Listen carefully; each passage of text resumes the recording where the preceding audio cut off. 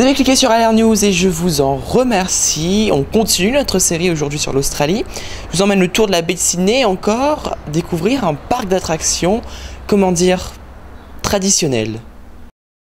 Ouvert à 57 ans avant notre Euro Disney, Luna Park est un petit parc d'attractions situé à côté du pont et face à l'opéra. Depuis son ouverture, le parc a su se moderniser sans toutefois perdre son âme.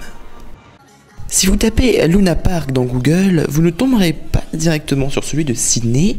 En effet, ce nom est utilisé par plusieurs parcs à travers le monde, dont le premier a ouvert à Coney Island, à New York en 1900. Il y en a un autre situé en Australie, à Melbourne.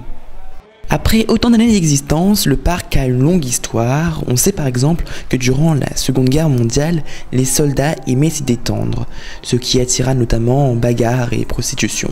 De plus, les lumières extérieures durent être éteintes pour ne pas s'attirer les tirs des Japonais.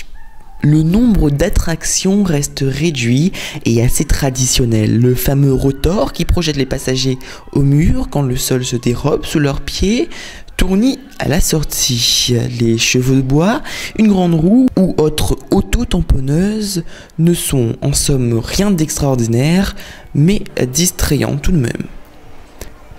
Pour une journée complète, avec attractions illimitées, comptez entre 19,95 et 39,95 $, ce qui donne en euros 15 € et 30 €. S'il est amusant d'entrer dans les attractions, les résidents alentours ne doivent pas être du même avis. Depuis des années, des plaintes ont été portées, ce qui a déjà plusieurs fois obligé le parc à fermer. Si vous souhaitez vous y rendre, bus, train, ferry ou voiture, tous les transports mènent à Luna Park. Et un clic mène à LR News. Dans le prochain épisode, direction le zoo. Restez connectés.